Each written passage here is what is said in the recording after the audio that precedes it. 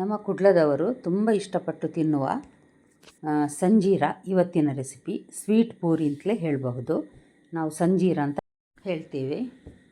ಹೊರಗೆ ಕ್ರಿಸ್ಪಾಗಿ ಒಳಗೆ ಸಕ್ಕರೆ ತೆಂಗಿನ ತುರಿ ಹಾಕಿ ಮಾಡಿದಂತಹ ಸಿಹಿಯಾದ ತಿನಿಸು. ಇವತ್ತು ಸಂಜೆ ಟೀಗೆ ನಾನು ಮನೆಯಲ್ಲಿ ಮಾಡಿದೆ, ಹಾಗೆ ಅದನ್ನು ನಿಮಗೆ ಸಹ ತೋರಿಸ್ತಾ ಇದ್ದೇನೆ. ಸರಿ, ಹಾಗಾದರೆ ಹೇಗೆ ಮಾಡೋದೆಂದು ನೋಡುವ. 2 ಕಪ್ಪಿನಷ್ಟು ಮೈದಾ ತೆಗೆದುಕೊಂಡಿದ್ದೇನೆ. ಮೈದಾದಲ್ಲಿ ಮಾಡಿದ್ರೇ ಇದು ತುಂಬ ರುಚಿಯಾಗಿ ಬರುವುದು. ಅದಕ್ಕೋಸ್ಕರ 2 ಕಪ್ ಮೈದಾ, ಒಂದು ಅರ್ಧ ಟೀ ಸ್ಪೂನ್ನಷ್ಟು ಅರಸಿನ ಕಲರ್ ಬರಲಿ ಅಂತ, ಹಳದಿ ಬಣ್ಣ ಸ್ವಲ್ಪ ಬರಬೇಕು ನೋಡಿ, ಅದಕ್ಕೋಸ್ಕರ. ಇಲ್ಲಾಂದರೆ ಫುಡ್ ಕಲರ್ ಸಹ ಹಾಕಬಹುದು. ಒಂದು ಅರ್ಧ ಚಮಚದಷ್ಟು ಉಪ್ಪಿನ ಹುಡಿ.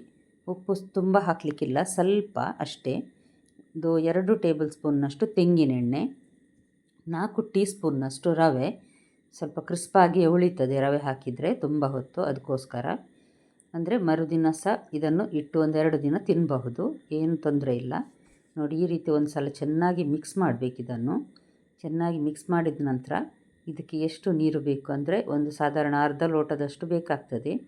ನೋಡಿ ಹಾಕಿ ಅಂಟು ಮಾಡಬೇಕು. ಚಪಾತಿ ಅಂಟು ಮಾಡ್ತೇವೆ ನೋಡಿ, ಅದೇ ರೀತಿ ಅಂಟು ಮಾಡಬೇಕು. ಆದರೆ ಸ್ವಲ್ಪ ಗಟ್ಟಿ ಇಡಬೇಕಾಗ್ತದೆ.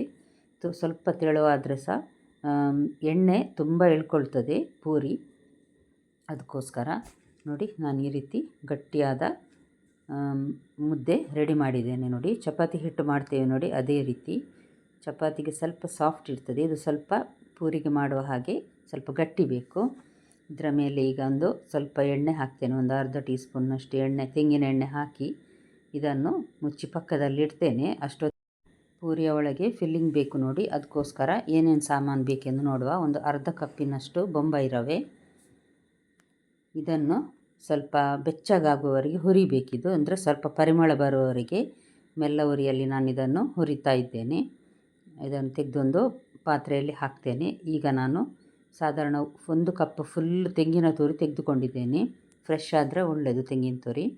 ಇದನ್ನೀಗ, ಅಂದರೆ ಸ್ವಲ್ಪ ತುಂಡು ಇರ್ತದೆ ನೋಡಿ, ಅದಕ್ಕೋಸ್ಕರ ಸ್ವಲ್ಪ ಇದನ್ನು ಈ ರೀತಿ ನುಣ್ಣಗೆ ರುಬ್ಬಬೇಕು. ಮತ್ತು ಅದು ರುಬ್ಬದೆ ಸಹ ಮಾಡ್ತಾರೆ, ಆದರೆ ಈ ರೀತಿ ರುಬ್ಬಿದರೆ ತಿನ್ನಲಿಕ್ಕೆ ಸ್ವಲ್ಪ ಒಳ್ಳೆಯದಾಗ್ತದೆ ಅಂತ. ಇದನ್ನು ಸಹ ಅಷ್ಟೇ, ತೆಂಗಿನ ತುರಿ ಒಳ್ಳೆ ಬೆಚ್ಚಗಾಗುವವರೆಗೆ ಹುರಿಬೇಕು. ಇದರೊಟ್ಟಿಗೆ ನಾನು ರವೆಯನ್ನು ಸಹ ಹಾಕಿದ್ದೇನೆ ನೋಡಿ. ಕೈಗೆ ಸ್ವಲ್ಪ ಬಿಸಿ ತಾಗುವಷ್ಟು ತೆಂಗಿನ ತುರಿಯನ್ನು ಫ್ರೈ ಮಾಡಿದರೆ ಸಾಕು, ತುಂಬ ಸಹ ಬೇಡ.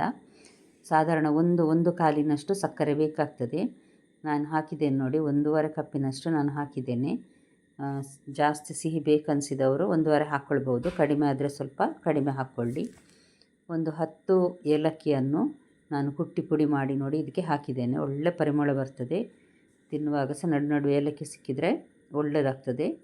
ಇದು ನೋಡಿ, ಈಗ ಅಷ್ಟೊತ್ತಿಗೆ ಇದು ಚೆನ್ನಾಗಿ ನೆಂದಿದೆ. ಇದನ್ನೀಗ ನಾನು ಸಣ್ಣ ಪೂರಿ ಗಾತ್ರದಲ್ಲಿ, ಪೂರಿ ಮಾಡಲಿಕ್ಕೆ ಎಷ್ಟು ಸಣ್ಣ ಉಂಡೆ ತೆಗೆದುಕೊಳ್ತೇವೆ ನೋಡಿ, ಅಷ್ಟೇ ಸಣ್ಣ ಉಂಡೆ ತೆಗೆದುಕೊಂಡು ಎಲ್ಲ ಪೂರಿಯನ್ನು ನೋಡಿ ಈ ರೀತಿ ಉಂಡೆ ಮಾಡಿ ಇಟ್ಟಿರ್ತೇನೆ ನಾನು ಮೊದಲು.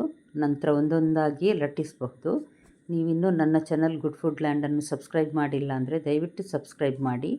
ಈ ರೆಸಿಪಿ ನಿಮಗೆ ಇಷ್ಟ ಆದರೆ ಲೈಕ್ ಬಟನನ್ನು ಪ್ರೆಸ್ ಮಾಡಿ, ಮತ್ತು ಫ್ಯಾಮಿಲಿ ಫ್ರೆಂಡ್ಸ್ಗೆ ಶೇರ್ ಮಾಡೋದನ್ನು ಖಂಡಿತ ಮರಿಬೇಡಿ.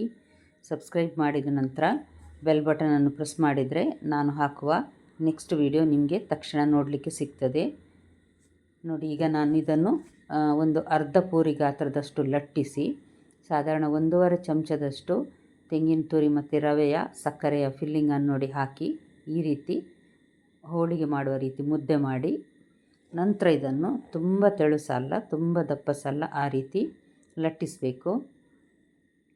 ತುಂಬ ದಪ್ಪ ಆದರೆ ಸಹ ಹೊರಗಿನ ಪದರ ಗಟ್ಟಿ ಅನ್ನಿಸ್ತದೆ ತಿನ್ನುವಾಗ. ತೆಳುವಾದರೆ ಸ್ವಲ್ಪ ಒಳ್ಳೆಯದಾಗ್ತದೆ, ಆದರೆ ತೀರಾ ತೆಳು ಸಹ ಮಾಡಬಾರ್ದು ನೋಡಿ. ಇಷ್ಟಾದರೆ ಸಾಕು, ಇದು ಕರೆಕ್ಟಾಗಿದೆ. ಫಿಲ್ಲಿಂಗ್ ಹೊರಗೆ ಬರದ ಹಾಗೆ ಕವರ್ ಮಾಡಿದರೆ ಆಯಿತು.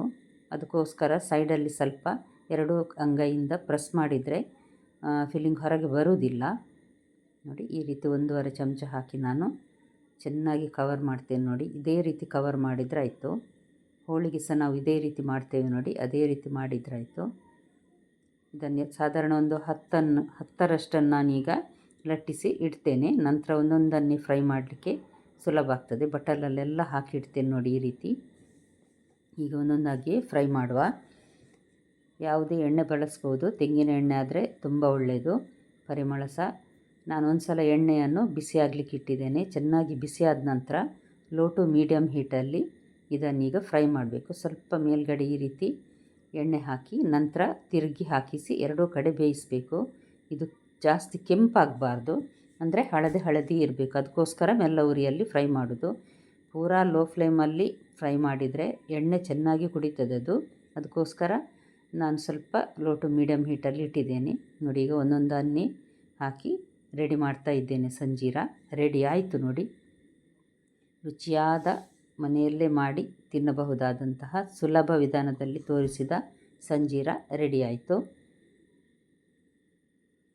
ತಿನ್ನುವುದೊಂದೇ ಬಾಕಿ. ಈಗ ಇದು ಬಿಸಿ ಬಿಸಿ ಇದೆ, ಒಳ್ಳೆ ಪರಿಮಳ ಸಹ ಬರ್ತಾ ಉಂಟು ಏಲಕ್ಕಿದ್ದು. ಖಂಡಿತ ನಿಮ್ಮ ಮನೆಯಲ್ಲಿ ಒಂದು ಸಲ ಟ್ರೈ ಮಾಡಿ ನೋಡಿ ಫ್ರೆಂಡ್ಸ್. ಇವತ್ತಿನ ರೆಸಿಪಿ ನಿಮಗೆ ಇಷ್ಟ ಆಗಿರಬಹುದು. ಲೈಕ್ ಬಟನನ್ನು ಪ್ರೆಸ್ ಮಾಡಿ ಮತ್ತು ಫ್ಯಾಮಿಲಿ ಫ್ರೆಂಡ್ಸ್ಗೆ ಶೇರ್ ಮಾಡೋದನ್ನು ಮರಿಬೇಡಿ. ನಾಳೆ ಇನ್ನೊಂದು ಹೊಸ ರೆಸಿಪಿಯೊಂದಿಗೆ ನಿಮ್ಮನ್ನು ಮತ್ತೆ ಭೇಟಿಯಾಗ್ತೇನೆ. ನೋಡಿದ ಎಲ್ಲ ವೀಕ್ಷಕರಿಗೆ ಧನ್ಯವಾದ.